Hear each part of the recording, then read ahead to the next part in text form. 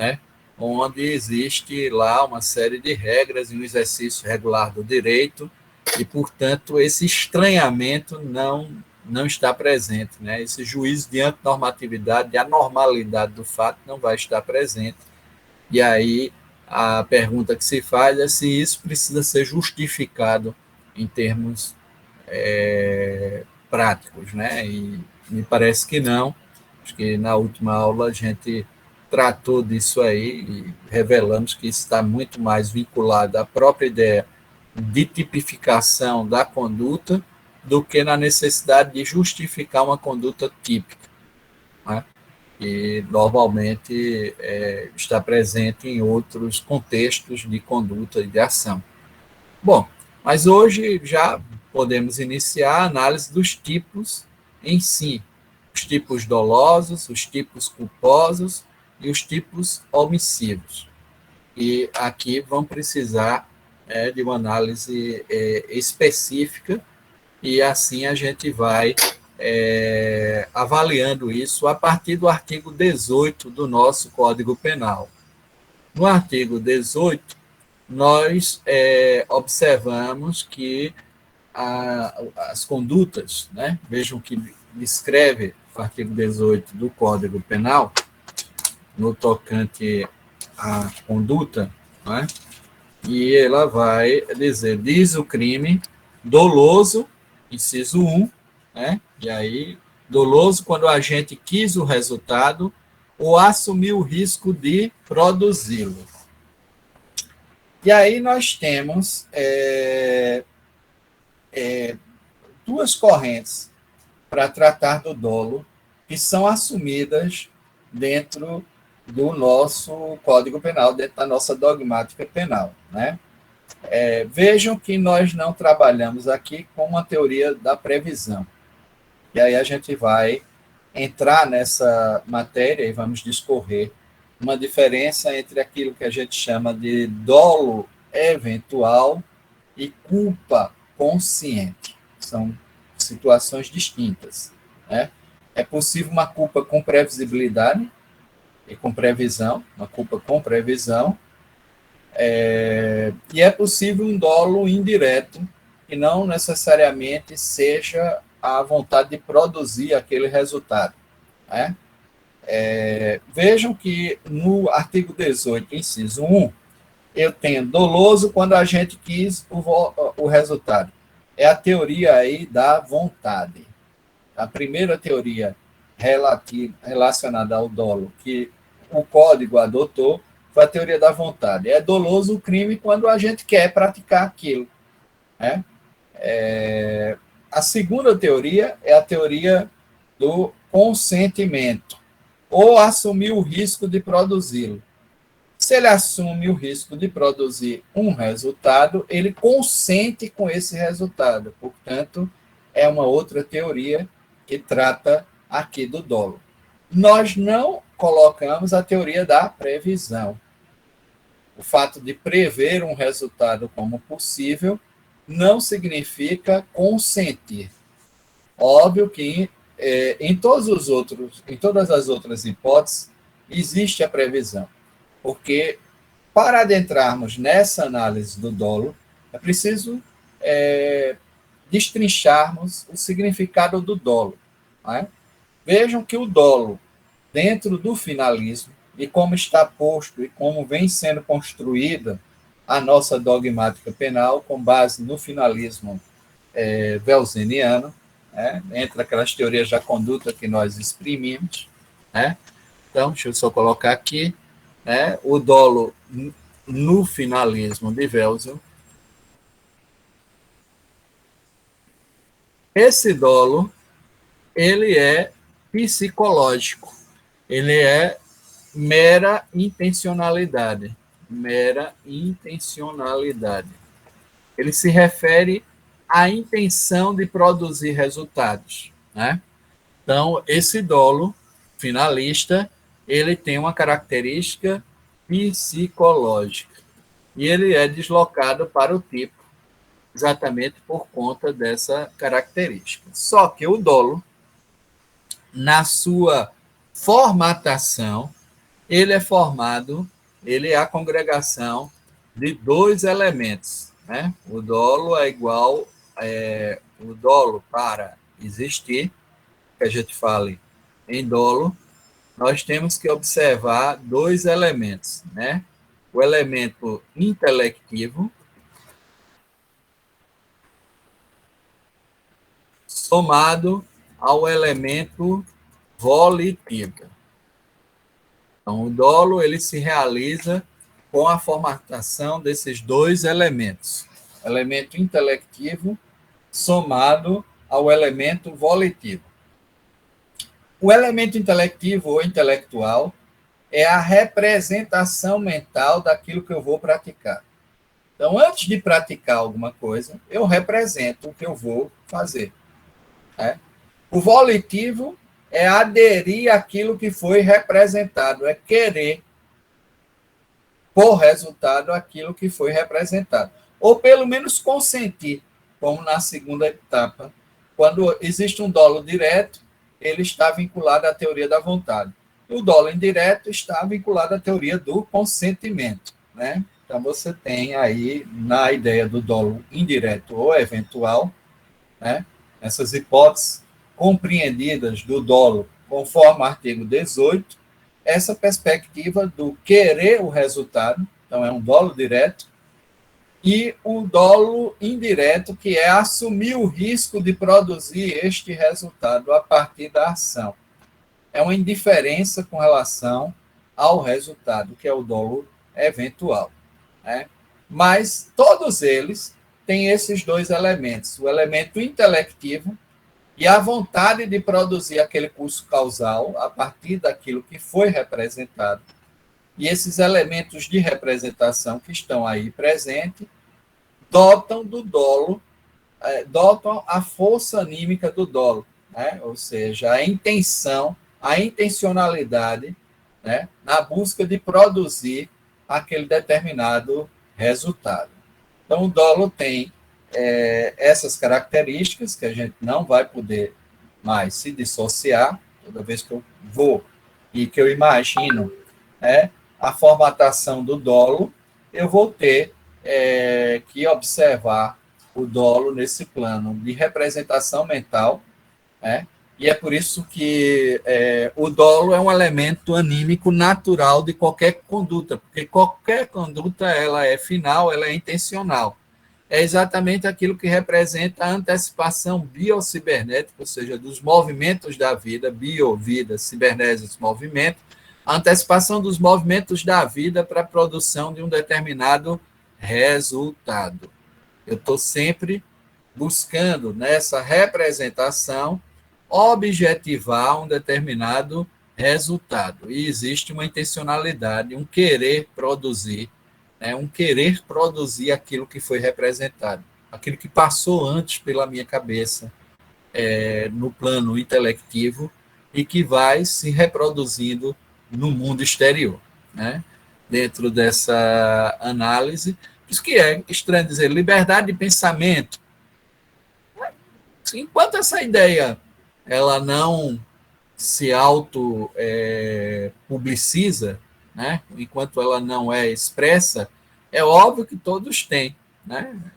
Enquanto nós formos capazes de tecer críticas, vamos estar exercendo a nossa liberdade de pensamento, a nossa liberdade de opinião ou de expressão. O problema é que quando isso se exterioriza, pode ser que, na realidade, danifique algum outro bem jurídico, né? Ou seja, produza algum tipo de situação adversa que me torne responsável por aquilo que foi produzido. Então, é possível a ideia de dizer há uma liberdade de expressão porque não é possível a censura. De fato, a censura não é admissível num contexto democrático. Mas eu não sou totalmente irresponsável por aquilo que eu falo, ou discurso, ou produzo. Né? Se aquilo que eu falo, produzo ou discurso é crime, por exemplo, crime contra a honra, injúria, difamação, ou se é uma incitação à prática criminosa, não há aí liberdade de expressão a ser preservada, mas sim o bem jurídico que foi tutelado pela norma. Então, tudo está relacionado, tudo é relativo a algum tipo de situação. Uma coisa é você tecer críticas, e todos nós podemos tecer críticas a quaisquer instituições do Estado, né? Outra coisa é você incitar rupturas institucionais, incitar crimes e etc. Né? Isso aí são contextos totalmente diferentes, né? Onde nesse momento não se pode mais falar em liberdade de expressão. Né? Não há censura prévia. Todo mundo pode falar o que pensa, mas quem fala o que pensa também responde pelo que pensa. Ou seja, dependendo do que o que pensa possa produzir, né? Ou seja, a gente está dentro dessa abordagem. E aí o dolo também, ele começa a se exteriorizar nas condutas, mas isso é no plano interior, né? Ele passa por esse elemento intelectivo, que aí vem o querer realizar, e esse querer realizar já vai exteriorizando, muitas vezes, o que intenciona o sujeito. Nós, como sujeitos, somos dotados de intencionalidade e intencionamos algo com as nossas ações. A nossa ação comunica algo. Ela sempre é intencional. Às vezes até num ato de paquera, né? Você já vê o olhar, a troca dos olhares já é em si intencional, né? Já está dentro dessa perspectiva da intencionalidade. E é isso que nos é próprio, né? Enquanto seres que agimos, e a nossa ação é comunicativa, ela comunica, né? Ela tem essa capacidade, né, de produzir uma determinada comunicação. A gente tem que ver que tipo de comunicação eu passo, né? Uma comunicação que inclui o outro, que programa-se para ampliar as possibilidades de reconhecimento, ou é uma comunicação que segmenta, que classifica, que separa, que é seletiva, que não tem uma mensagem de ódio, talvez, de aniquilamento, de extermínio, né? É preciso sempre a gente ter muito claro isso aí, porque isso faz parte do plano das comunicações, né? De como a gente tem se comunicado socialmente, né? E toda comunicação tem uma intencionalidade com relação às mensagens que está ou que estão sendo passadas, né? E isso está dentro da perspectiva também de como o dolo funciona. Então, o dolo tem esse elemento intelectivo, que é a representação mental daquilo que eu pretendo produzir, e um elemento volitivo, que é o querer produzir o que foi aí representado. Né? O inciso 1, dolo. Quando a gente quis o resultado, ou quando ele assumiu o risco de produzir o resultado. Primeira parte, teoria da vontade, quis o resultado.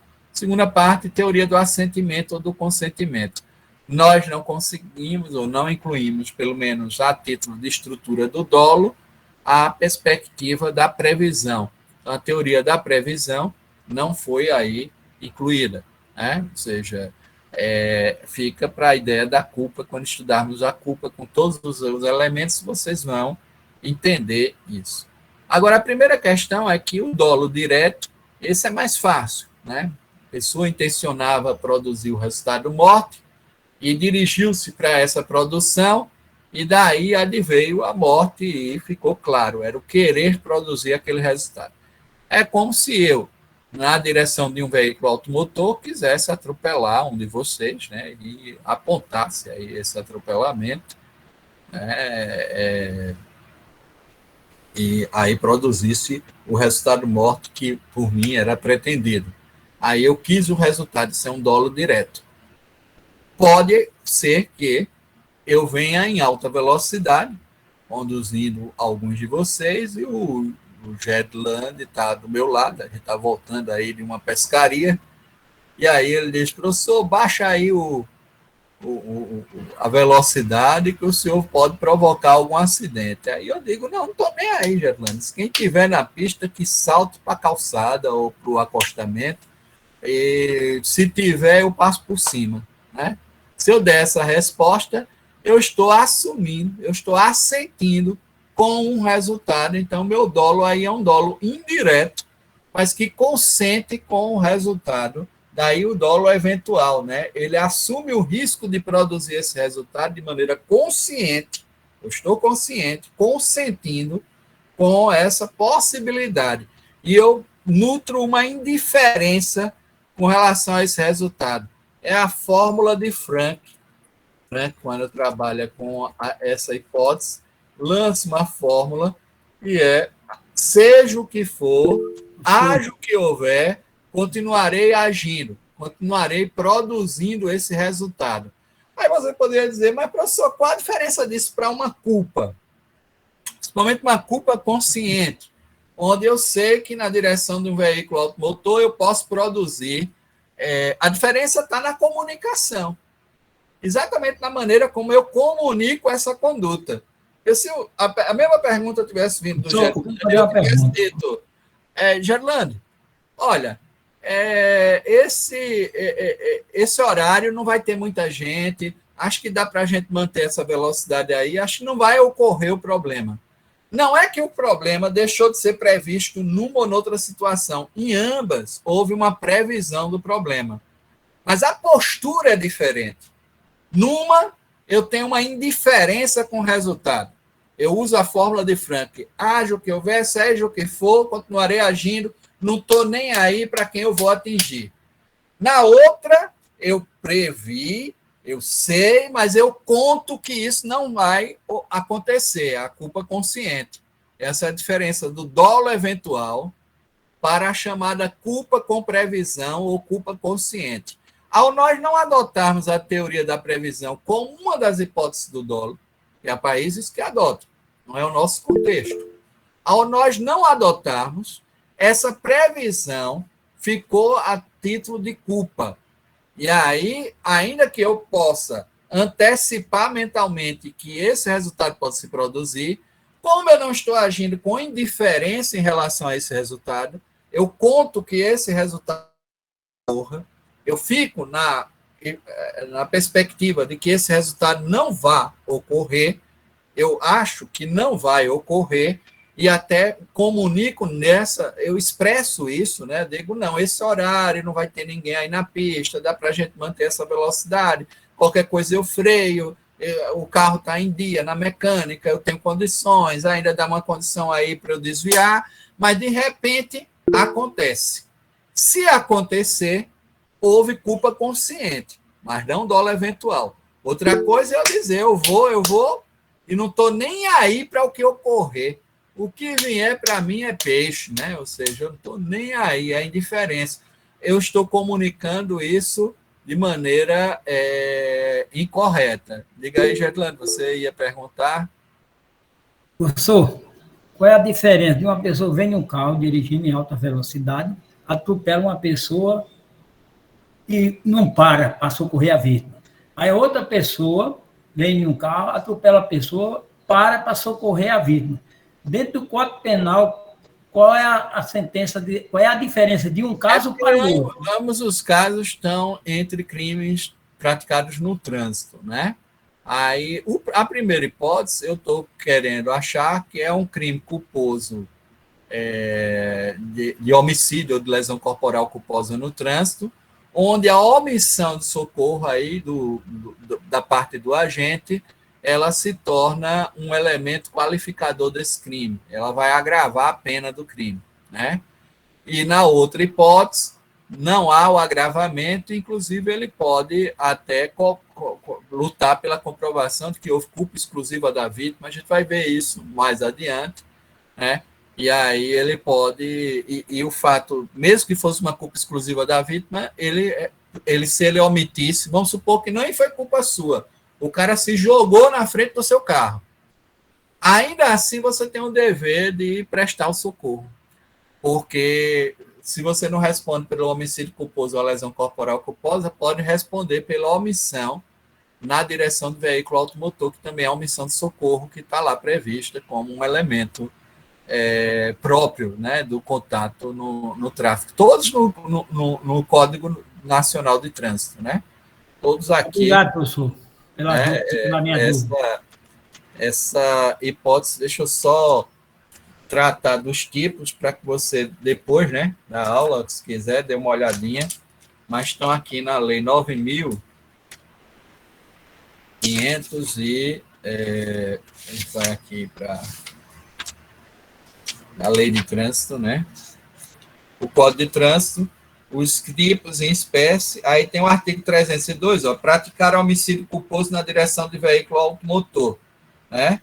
No homicídio culposo, aumenta-se a pena de 1/3, aí, inciso 3, deixar de prestar quando o agente deixa de prestar socorro, quando possível fazê-lo sem risco pessoal. Então, a omissão de socorro aí é uma causa de aumento da pena do homicídio culposo no trânsito. A mesma coisa se diga da lesão corporal culposa. Também aumenta-se num terço se ocorrer qualquer dessas hipóteses do parágrafo 1º, inclusive deixar de prestar socorro, né? Se o resultado for lesão corporal, também se ele deixou de prestar socorro. O que não quer dizer que no artigo 304, aí não tem nada a ver, eu não participei do evento, mas se eu sou o condutor do veículo na ocasião do acidente e deixo de prestar imediato socorro à vítima, não podendo fazê-lo diretamente por justa causa, né? Eu também caio na omissão de socorro no trânsito, que é o 304. Isso é aquela hipótese da vítima ter se jogado na frente do meu carro. Não foi culpa minha, realmente não foi, mas eu tenho o dever de prestar o socorro. Continua aí presente o dever de prestar o socorro, né? De maneira que o contato está totalmente regulado. O contato no trânsito está totalmente regulado, né? Objetivamente regulado, normativamente regulado. Diga aí, Daniel.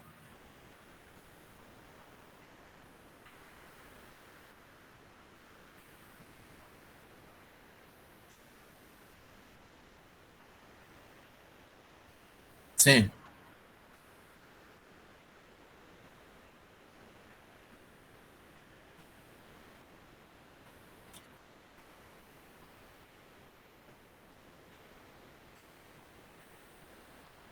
Olha,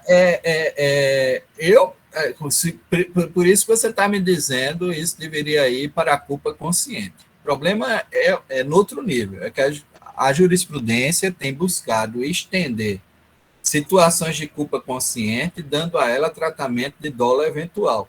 Tecnicamente, isso é um absurdo, né, sobre o aspecto jurídico. Sobre o aspecto do clamor público e social, isso vem do fato de que, na questão do trânsito, existem muitas irresponsabilidades, que você não vai chegar para a mãe de uma pessoa e vai dizer ele morreu em decorrência de uma ação dolosa, ou ele morreu numa situação culposa. Para uma ou outra, a situação é trágica, é o mesmo resultado. Ou seja, tanto faz se o homicídio foi doloso ou culposo, houve morte.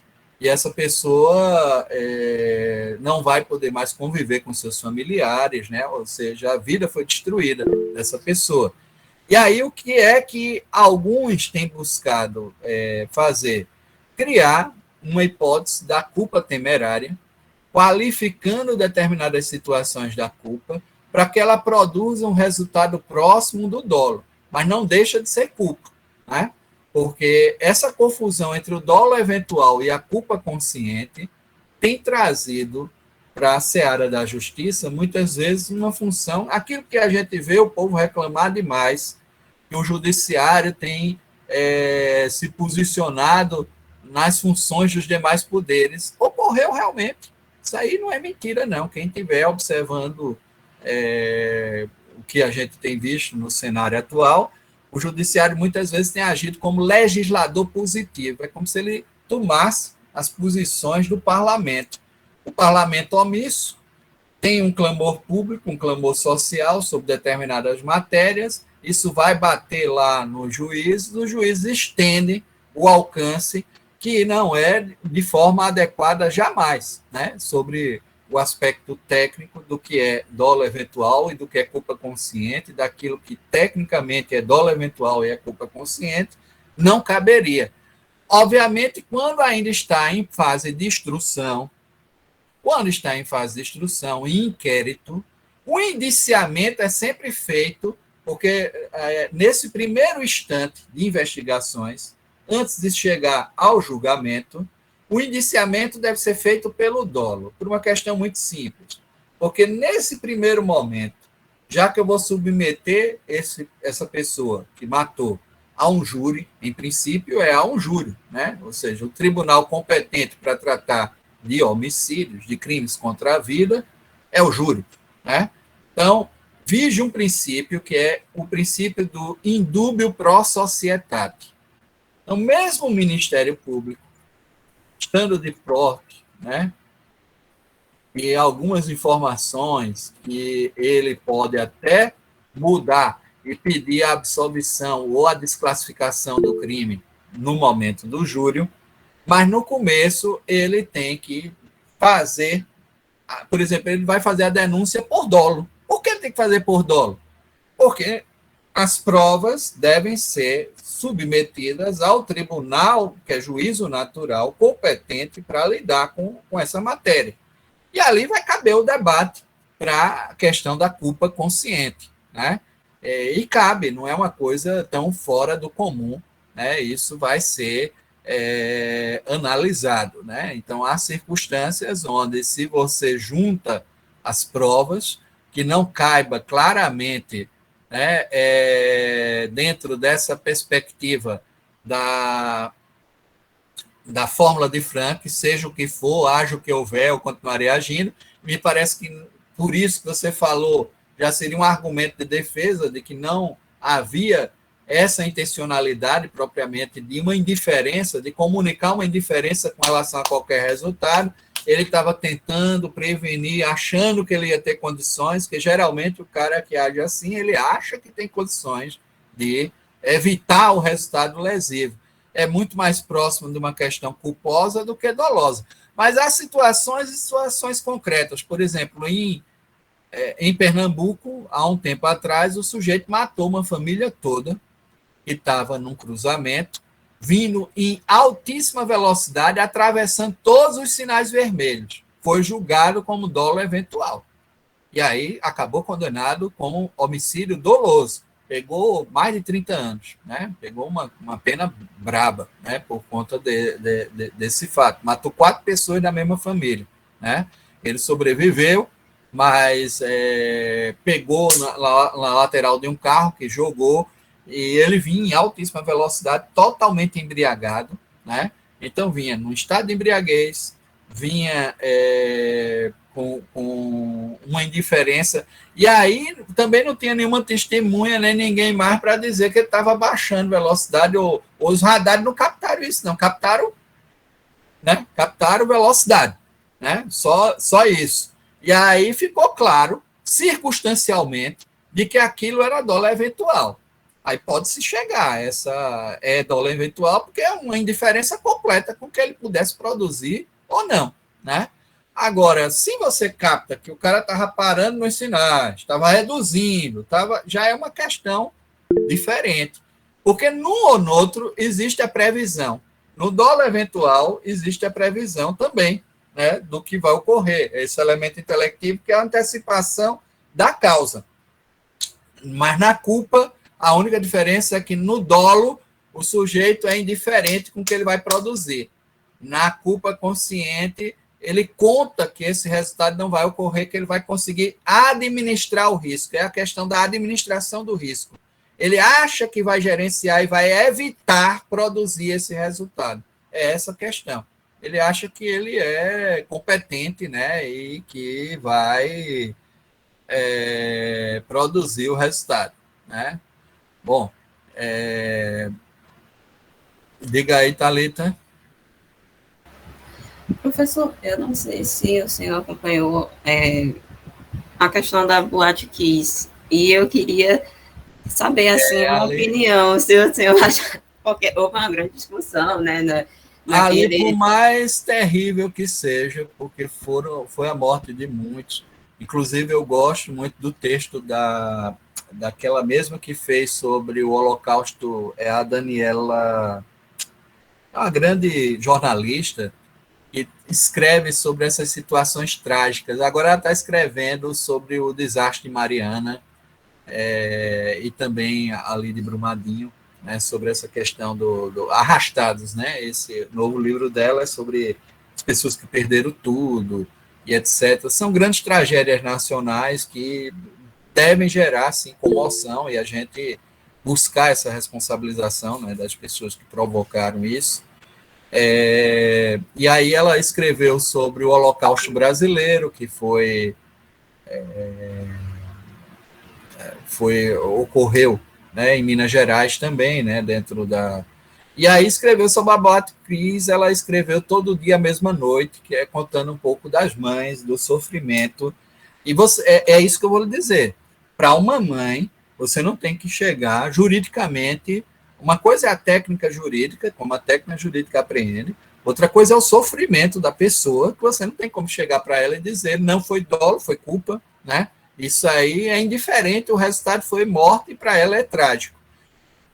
As situações de uma culpa temerária para um sujeito que quer lucrar, né, que não está nem aí com as condições de segurança, isso em todos os ambientes, não é só na Boate Kiss, não, aqui mesmo tem alguns ambientes que, sinceramente, eu vou para o show com medo, né? Já fui a shows aqui, já fui a show em Pernambuco, né? Não, ninguém vai deixar de ir, porque é uma diversão, né? E você tem alguns artistas que você gosta e assiste. Agora, você sabe que as pessoas não têm ali nem bombeiro civil, nem um cuidado, muitas vezes, né? Tem ambiente que é Daniela Arbex, exatamente. O nome dela é a Daniela Arbex, ela escreveu sobre todos esses fenômenos. Ela teve o cuidado nesse também da Boate Kiss. Fica complicado você tratar, é um número grande de mortes. É a mesma coisa do sujeito que desligou o transponder. Olha que irresponsabilidade, aquele piloto do Legacy, que desligou o transponder na Amazônia e não atendeu os chamados. A gente tinha até um aluno que era operador de voo, né, nesse período, e ele disse, rapaz, a gente tentava localizar o camarada, já tinha, não era dizer que, porque na Amazônia é tudo descuidado. Não, isso aqui não é tão descuidado como outros pontos do mundo, às vezes pontos até de países centrais. Já tinha naquela passagem como ele ter sido advertido. Ele pegou, bateu, né, na asa do voo da Gol, né, em altíssima velocidade, né, em voo. Ele, com um avião menor, conseguiu pousar numa pista menor e tal, mas o voo da Gol perdeu totalmente as condições e matou 80 e poucas pessoas, né? É um sujeito irresponsável. Mesmo assim, veja, nesse caso dele, que foi um caso irresponsável, onde ele matou 88 pessoas, se não me engano, houve a atribuição por culpa, né? Ele entrou na ideia da culpa consciente, né? Porque ele sabia que estava ali por conta e risco dele, mas ele achava que não ia ter um tráfego tão grande que ele estaria numa janela, né, que permitiria esse voo. Você poderia falar, isso é dólar eventual, professor, e tal. Tá, mas ele contava que isso não ocorresse, mas ele matou 88 pessoas, né, nessa coisa de desligar, né, um aparelho que permitiria ao comando aéreo e aos operadores de voo determinarem, né, a gavetinha lá de voo que ele deveria adotar a rota, né, e coordenar as coisas antes de impactos, né, já advertia ele para tomar algum cuidado. Ele não se comunicava, né, ficou incomunicável e gerou esse problema, né. Ainda assim foi atribuído a tipo de culpa, né, porque o cara é americano? Não sei, era um americano levando um jato que ele tinha comprado aqui da Embraer. Não sei. Eu sei que ele pegou lá 6 anos, mas isso não vai devolver a vida dessas pessoas e, obviamente, ele está empenhado agora nas ações de reparação, algumas sendo desenvolvidas lá nos Estados Unidos contra ele, né? E pode, sim, resultar em algum tipo de reparação aí civil e etc. Mas eu só estou aqui colocando para você uma questão relacionada a todo um episódio que foi também muito trágico e que acabou na atribuição da culpa. Ao meu ver, ainda com toda essa tragédia, que eu não quero reduzir em nada o impacto da tragédia, é uma extensão indevida levar para a ideia do dolo eventual. Aquilo é muito mais algo relacionado realmente à culpa consciente. Mas uma coisa é a responsabilidade penal, outra coisa é a responsabilidade civil e administrativa, né, sobre o mesmo episódio, e essas consequências são aí diferenciadas, né? Eu acredito que não havia uma indiferença porque é uma indiferença estranha onde você se autocoloca também no próprio risco, já que essas pessoas também estavam lá no momento, né? Passaram por riscos quase que semelhantes, é algo complexo. Por mais perturbador que seja, por isso que eu acredito muito numa juíza lá que é professora da Federal de Minas Gerais, né, que é a Sheila Birnenbaum, ela tem trabalhado com o conceito de culpa temerária e que o Congresso está demorando muito a adotar, que é a ideia de qualificar determinadas culpas, e pode qualificar, tem até discussão se pode ou não pode, pode, não tem problema nenhum. A gente já qualificou a culpa aqui nos homicídios culposos no trânsito, porque se o homicídio culposo for da forma geral do Código, a pena é só de 1 a 3 anos, mas no trânsito é de 2 a 4, o homicídio culposo no trânsito. A mesma coisa, a lesão corporal culposa no trânsito, ela tem uma pena muito semelhante à da lesão corporal dolosa, né? Como está lá no 303 do Código Penal. Então, nós podemos qualificar a culpa também. Não tem nenhum impedimento para qualificar a culpa.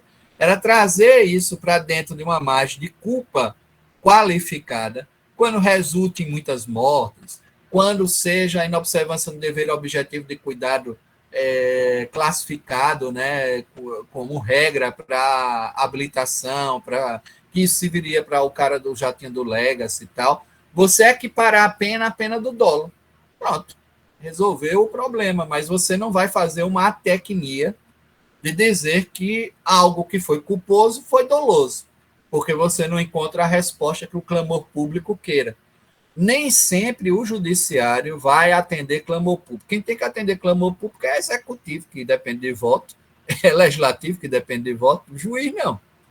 Né? Sobre esse aspecto, o judiciário é até uma força contra-majoritária.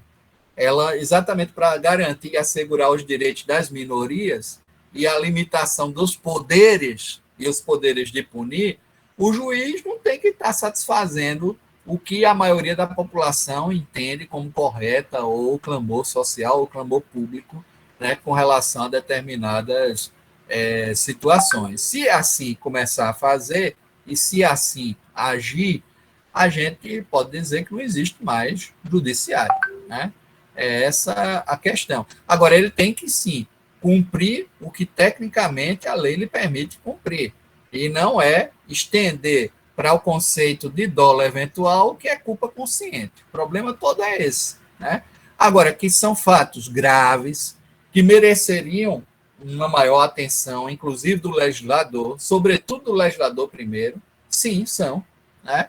A gente precisa criar esse conceito de culpa temerária, já é pensado há muito tempo no contexto brasileiro, já foi adotado no contexto de outros países, né? Não há diferença, por exemplo, numa questão de incêndio florestal, de dizer que o cara jogou uma piola de cigarro porque quis ou porque jogou sem intenção.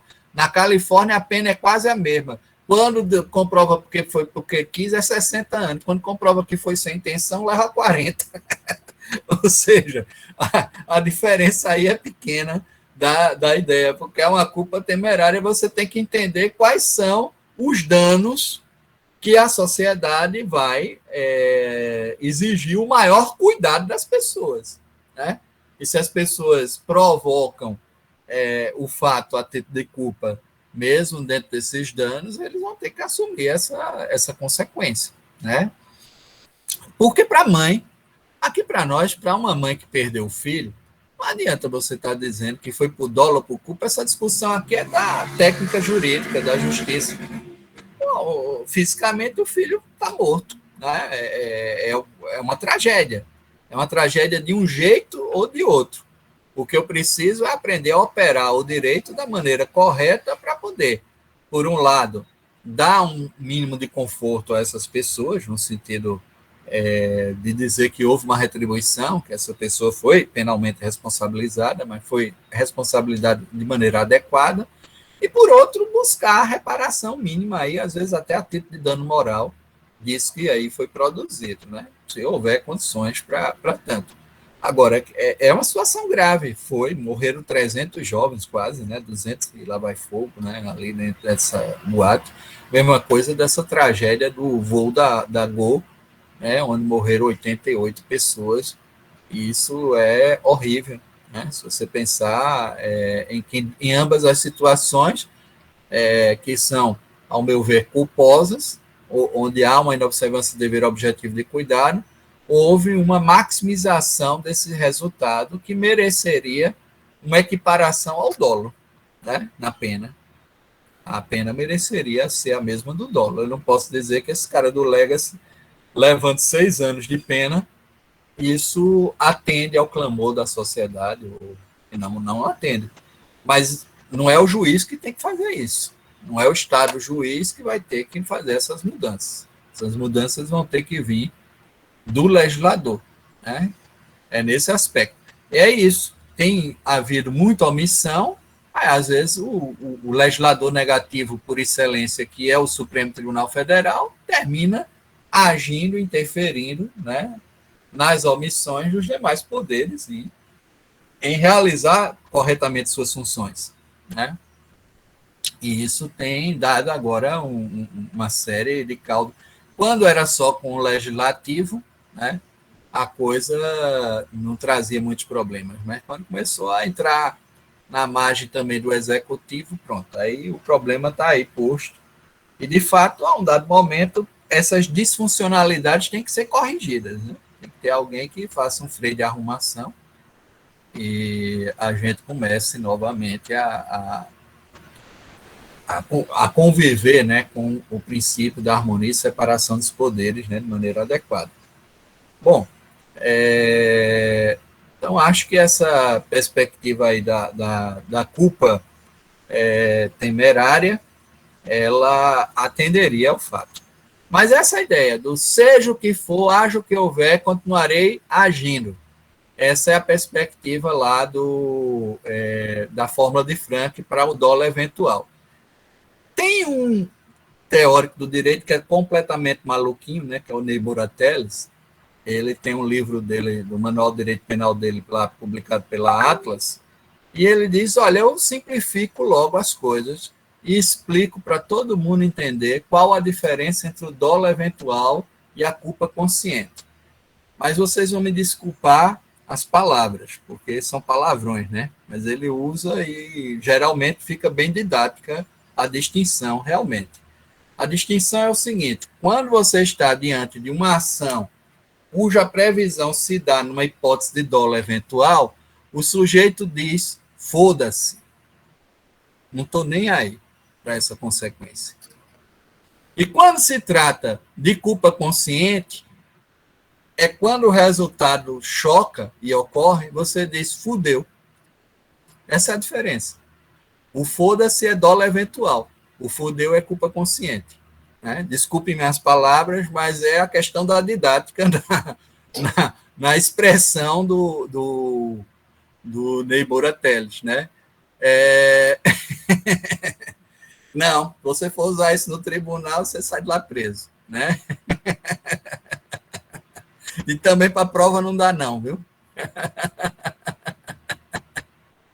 Mas aqui você já começa a perceber qual é a indiferença em relação ao resultado, tô nem aí, exatamente, né? O meritíssimo aí, né? Não tô nem aí, é dolo eventual. O outro eu acho que não vai acontecer. Eita, aconteceu, né? E aconteceu, né? Não deu mais para resolver, né? Não, mas aí você não pode usar os palavrões, viu, Ana Raquel? Se usar, eu baixo. É só para poder entender a diferença. Mas acho que fica mais claro, né? Ou seja, não tem como a gente... O Ney Moratelli pode ser um doidão, mas ele conseguiu aí exprimir aquilo que está na fórmula de Frank, né? Bota o Ney Moratelli aí no meio da conversa, né? Ele tem também aquelas ideias lá da mulher honesta, que é engraçado demais, né? Ele disse que mulher honesta devia desaparecer, ter desaparecido mesmo do código, porque mulher honesta hoje é a que paga as contas em dia, não está no Serasa, não está no SPC, não tem problema nenhum, né? Toda mulher é honesta. Não tá no Professor, eu não gostava desse negócio. O Ney Moratelli é bom, né? Parece que ele faleceu. É uma pena. Faleceu aí no começo da pandemia. Mas o livro dele, da Atlas, é engraçado, né? Tem umas passagens assim que ele já perde a paciência. Digo, eu vou ficar explicando a fórmula de Frank, o povo vai entender sobre a estrutura da culpabilidade, pego lá a primeira fórmula de Frank, seja o que for, haja o que houver, continuarei agindo. Foda-se, né? Pronto, está explicado. Já resolvi meus problemas, né, com relação à questão da explicação, né? Então, desculpe-me o uso, mas acho que aí as coisas começam a clarear sobre essa ideia da previsão. Em ambos tem uma previsão, só que num você não está nem aí com o que vai produzir, e no outro você acha que não vai, você conta que não, e aí acontece, aí você fica constrangido com esse fato, né? E aí o arrependimento é um pouquinho no posterior, o outro você está adiantado e não está nem aí com o que vai produzir. Veja quanta coisa a gente falou para os tipos dolosos. Tem uma outra questão que é bem interessante.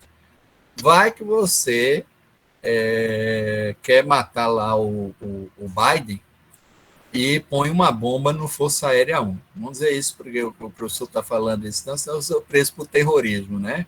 E eu até gosto do Biden, acho ele um velhinho simpático. Não faria isso jamais com ele. Mas vai que o cara bota lá uma bomba no Força Aérea 1. Só que no dia, aí tá lá qual é o nome da vice-presidente, que é gente boa também, esqueço o nome da vice-presidente americana, mas tá a vice-presidente, tá a secretária. Kamala Harris. Kamala Harris tá lá, ao lado do Biden, viaja com ele também um secretário de Estado, comandante de Exército, está todo mundo dentro do Força Aérea 1, aquele 737zão grandão, né, bonitão todo, né, eu nem sei se é um A380, né, que é maior, mas acho que é um 737. 747, professor. É um 747, né? Isso, ainda maior. É um Boeing. É bonito para danado aquele avião. Bom, e grande, né? Cabe umas 600 pessoas dentro. E aí você tá lá, mas sua intenção é matar o Biden. Era esse o objetivo. Aí você usa um meio que é explosivo, e aí explode o avião no ar, obviamente mata o Biden, mais aquele povo todo que estava ali. Vamos supor, com relação a Kamala Harris e os demais. Houve dolo eventual, foi isso, ou seja, você assumiu o risco e ficou indiferente com a produção desse resultado. Não, gente, aí é um fenômenozinho que acontece pelo meio empregado. A gente chama isso de dolo direto de segundo grau. Dolo direto de segundo grau. Olha que nome estranho, né? Mas vocês estão aqui para aprenderem essas coisas mesmo, né? As coisas estranhas aqui. Dolo direto de segundo grau. Por que isso? Porque, na verdade, continua havendo dolo direto. Você quer produzir o resultado com emprego de explosivo, mas explosivo é um meio que se expande e alcança outras pessoas. As demais estão sendo contadas como um resultado necessário para que o seu objetivo principal seja alcançado. As demais são contadas como efeito colateral. Sabe aquela ideia dos efeitos colaterais? Você conta como efeito colateral para que o seu resultado principal ocorra, e você quer que esse resultado principal ocorra de forma direta.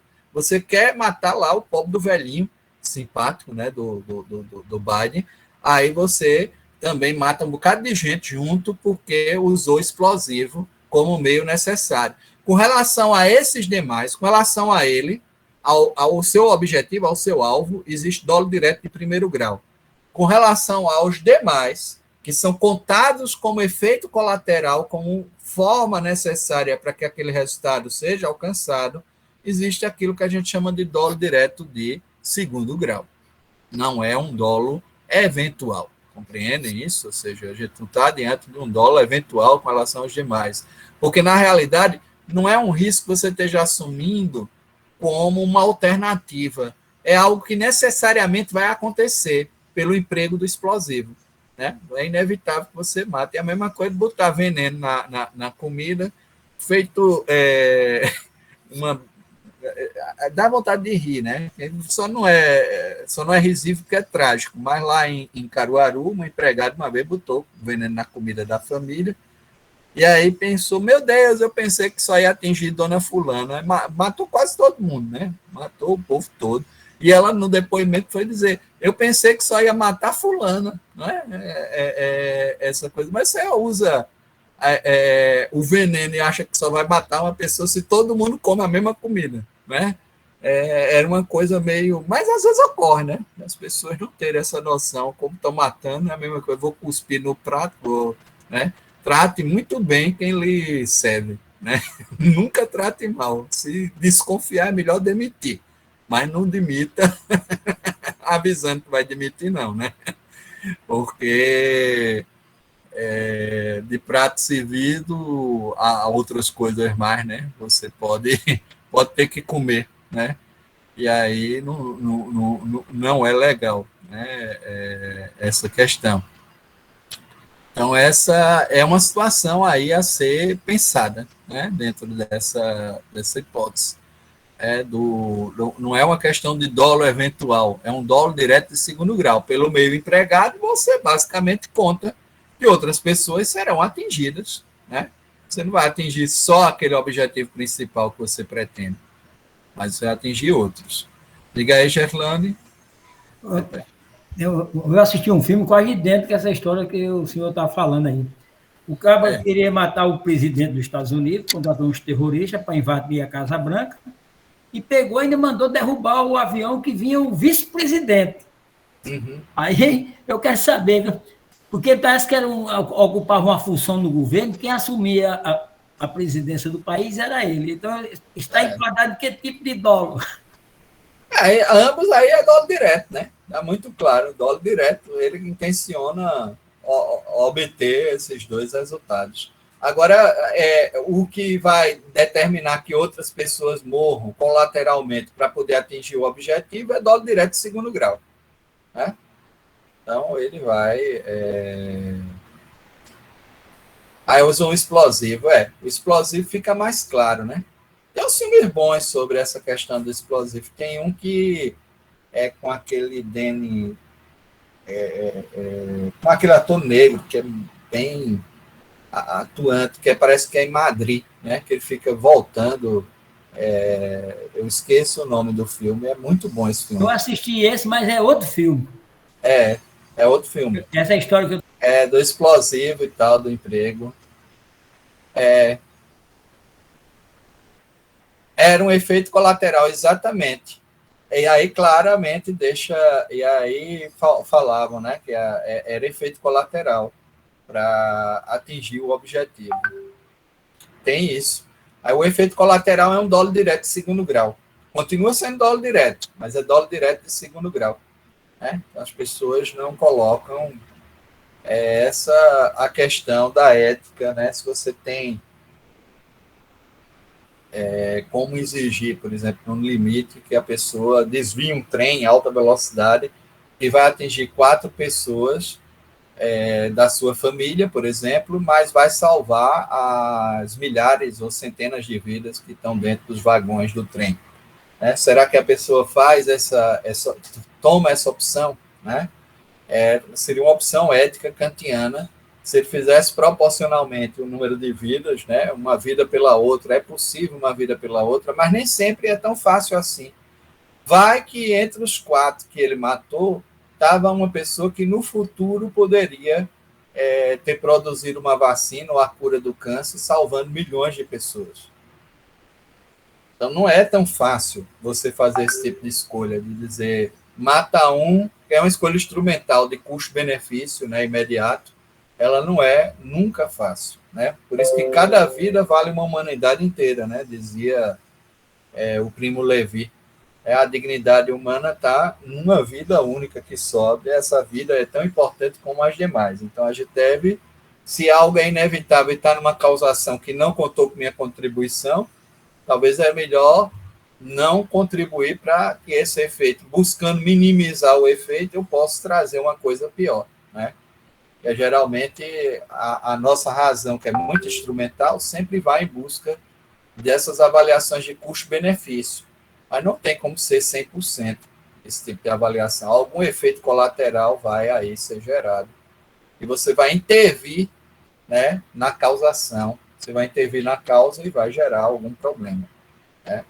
Pode resultar numa coisa talvez pior.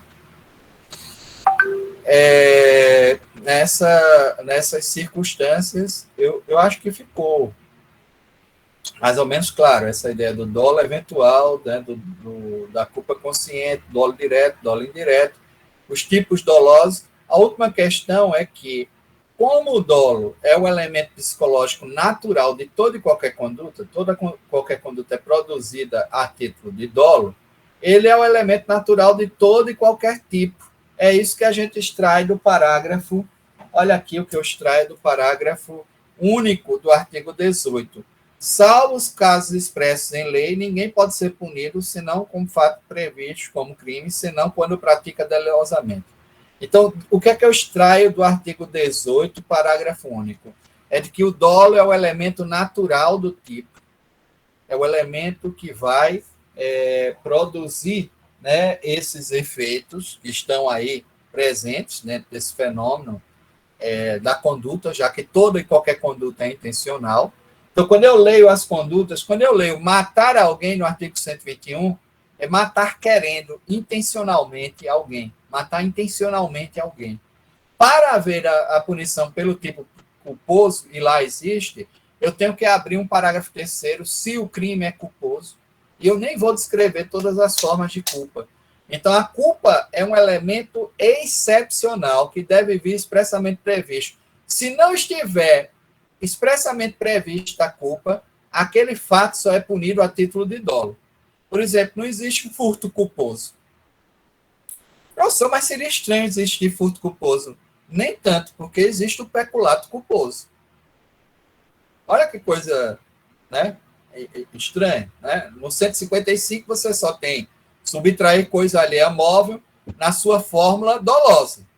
Mas no 312, que trata do peculato, é possível o peculato culposo, e o peculato se traduz numa figura contra a administração pública que é desdobrada do furto, da apropriação indébita e do desvio. Peculato furto, peculato apropriação, peculato desvio.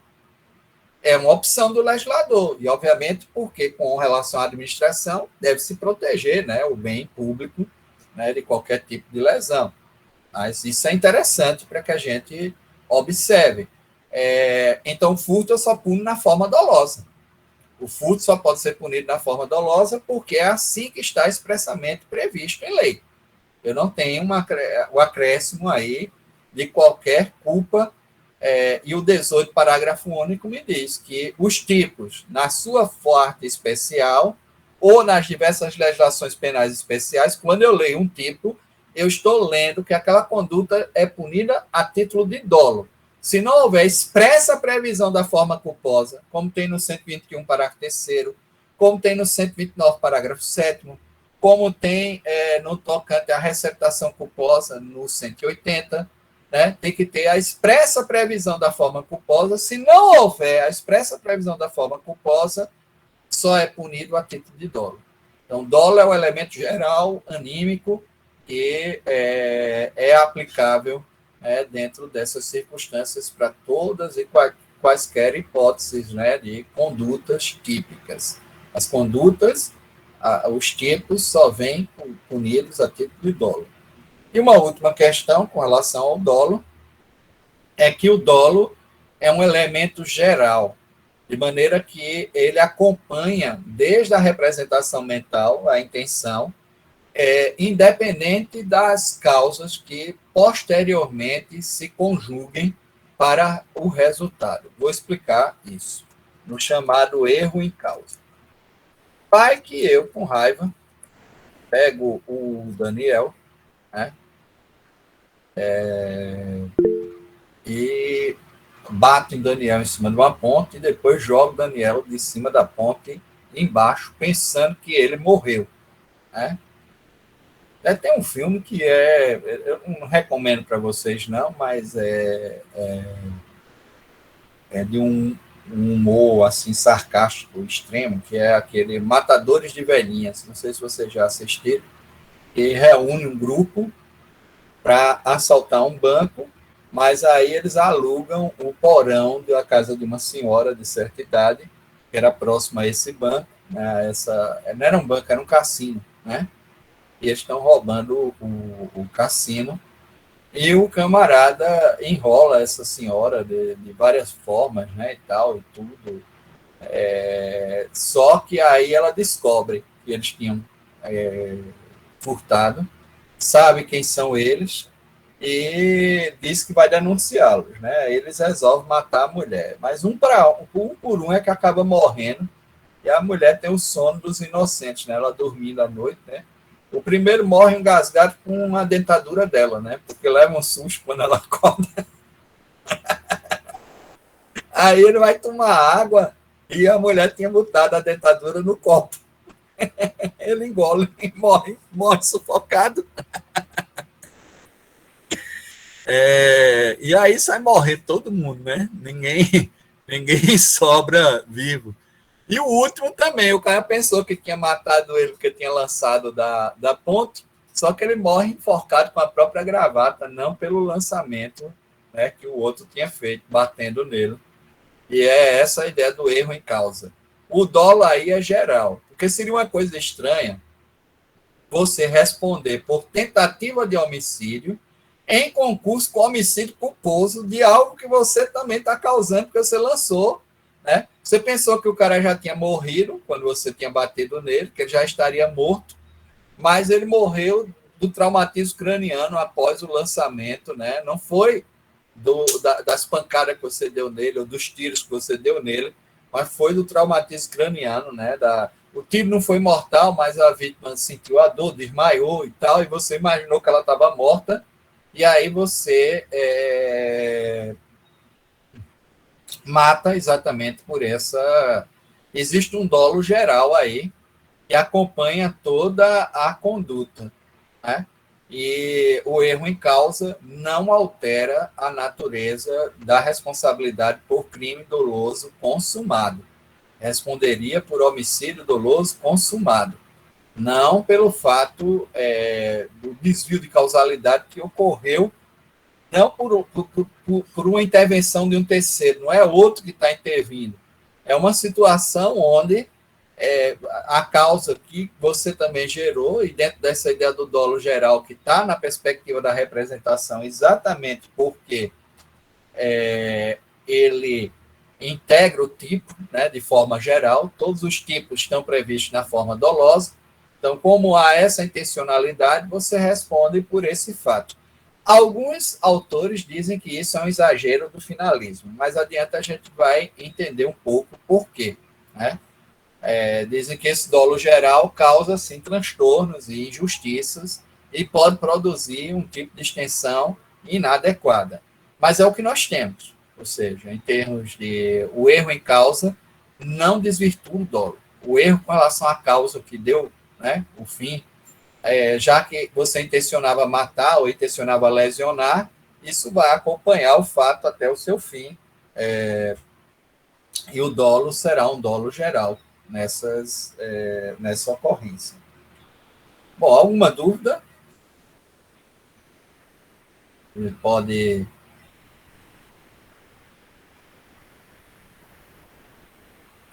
Ele pode não morrer da coisa, mas vai morrer envenenado, né? Isso aí vai morrer do veneno, exatamente. Só o ferimento já mata, né? Essa questão. Gente, é o seguinte, hoje a ideia era tratar dos tipos dolosos, tipos culposos, tipos omissivos, né? Essa é a perspectiva dos conteúdos. Mas eu acho que se a gente vai iniciar agora, está muito em cima aí, já são 12h15, né? A gente poderia parar agora com tipos dolosos e amanhã a gente trata dos tipos culposos, né? Se der tempo também dos tipos omissivos, porque também a culpa exige uma série de elementos, de requisitos para a gente analisar. Nós temos tempo, não está precisando correr com a matéria, com o conteúdo, acho melhor que a gente faça isso. A outra questão é que eu já concluí hoje pela manhã, né, a correção das provas. Em geral, a turma saiu muito bem, né, não vi nenhum atropelo. Aquele atropelo com relação ao fato concomitante, vejam que eu considerei bastante as respostas. Particularmente, eu me sinto inclinado a achar que realmente não deveria ser fixado, mas não é assim a interpretação majoritária, ou seja, que o fato se fixa e é melhor que vocês aprendam pelo que é majoritário, embora vocês construíram argumentos muito válidos para pensar e repensar aquela hipótese. Eu considerei esses argumentos da hipótese do 2. As demais eu acho que eram claros, ou seja, lei excepcional e temporária é ultraativa, né? A quarta questão era o princípio da territorialidade, jamais seria extraterritorialidade. Houve alguns, né, que falaram na personalidade ativa, mas não tem nada a ver, aquilo era exatamente para confundir, porque na realidade o artigo 5º, parágrafo 1º, trata que a embarcação é extensão do território nacional, portanto foi praticado no território nacional e se fixa pela territorialidade, não é? Era essa a questão. E quanto à primeira questão, a gente observou a dissertação de alguns, né? É preciso muito cuidado, porque no futuro vocês vão fazer provas mesmo, né? Provas aí de concurso, de seleção. Quando se cobra uma dissertação, tem que tentar exaurir o tema, né? Não é botar 2, 3 parágrafos, né, falar pouquinho e não tratar de determinados conteúdos que são relevantes para tratar da vedação da analogia, né, a tipologia com relação à legalidade penal, os seus elementos e seus desdobramentos dentro da legalidade penal, a vedação da analogia em Malamparte, mas mesmo assim, em alguns casos foi adotada, você fazer toda uma estruturação lógica do texto. Eu acho que se desenvolve bem com pelo menos 30 linhas, 35 linhas, né? Agora teve gente que botou um parágrafo, aí não dá, né? Principalmente a dissertação vale 4 pontos. Então é a mais pesada, né, das matérias. Quando eu considero e quando eu faço essa avaliação no geral, eu já passo para a dissertação uma pontuação maior, exatamente porque há uma tendência que todo mundo se saia bem na dissertação, porque é mais ampla, mais aberta, né? E aí você consegue se desenvolver. Mas as notas já foram lá atribuídas, né? Vocês já podem ou já devem estar acessando. E, em geral, é isso. Eu não vi nenhuma nota muito baixa, assim, abaixo de 5, né? O que normalmente ocorre com as engenharias, né? Engenharia, essa semana eu estava ouvindo meu pai dizer que quando tiravam 6 era uma festa, né? Quando você podia ir para a final, era uma festa. É verdade, professor. Eu sou formado em matemática. Na época que eu estudei, quando a gente tirava 5 ou 6 em cálculo, Maria, era uma noite bebendo cachaça, comemorando. Os alunos de área 3, quando tira 7, 8, já fica chiando. Aí, você, Ave Maria, era uma glória. Pois é, aí quando você observa que está de 7 para cima, o negócio está bom, né? Então, a maioria está dentro dessa é por isso que... porque vocês não pegaram, vocês não chegaram à vivência lá da universidade, né? O CCJ, alguns de vocês já foram, né? Acho que foram esse ano, mas vocês não tiveram ainda o prazer do ensino presencial, né? Mas vamos ter em breve, né? Vai ser ótimo. Lá, quando está em aula, tem as caloradas, né? E tem as... Monique, depois a gente tem que olhar isso aí. Todas foram publicadas. Mas eu vou dar uma olhadinha o que é que houve. Tem a calorada, mas tem também que eles fazem quando os calouros entram, eles fazem lá uma presepadazinha, né? Deixa todo mundo pintado. Tal. Quando era na Faculdade de Direito lá do centro, tinha o famoso banho da fonte, que a fonte era enchia de água e batizava o povo na fonte. Todo mundo tomava banho na fonte e saía por ali pelo centro, ia... trote, exatamente, tem uns trotes. Aí um dos trotes é passar provocando os alunos de direito, isso foi o centro de tecnologia que é atrás, né? O povo do CT, das engenharias, aí eles passam tudo engatadozinho, amarradinho e gritando, quer moleza, faz direito, quer moleza, faz direito. Aí a turma de direito fica danada, fica tudo olhando pela janela, gritando, falando alguns palavrões, né, também, faz parte do processo. E sempre tem essa troca, uma troca muito boa, né, de convivência. Essa rixa é antiga, né, tá lá. O pessoal tá lá na coisa. Farmácia também, né, farmácia tá ali perto.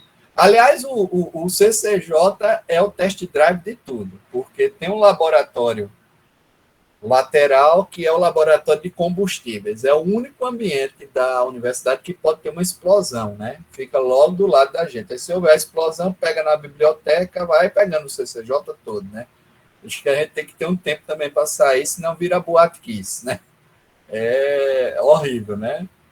Um lado é assim, tem o laboratório de combustíveis, que é muito próximo. E o lado de cá é o último setor de microbiologia, onde se faz as pesquisas com vírus. Tem vírus lá que até Deus duvida, né, da existência. O povo entra naquele negocinho azulzinho, né, com aquelas roupas todas. Você vê o pessoal passando lá, tá tudo com aquela roupa de farmácia, né? Agora, se um vírus daquele se soltar, o primeiro test drive é o CCJ, que é o primeiro lateralizado, né? Logo no setor de microbiologia, né? Então, nós estamos muito bem acompanhados, né? Nossa vizinhança é muito boa, né, Gerlane? É um laboratório explosivo e o laboratório... Tudo é bom, tudo é bom, agora para esse povo novo. Eu já estou nos povos das antigas, né? É bom. Bom, gente, então... olhar para um lado, para o outro, né, e ver o que Deus quiser, é verdade. Mas nunca aconteceu, a gente já está lá há 10 anos, né? A gente voltou, a turma nova, aliás, mais de 10 anos, nós voltamos em 2008. 2008 foi a primeira volta. Vamos voltar lá para o centro, que é melhor. Não, o do centro tem muitos problemas. O do centro tem muitos problemas. O primeiro problema é que no Beco tem o Anjo Azul, que é um bordel antigo.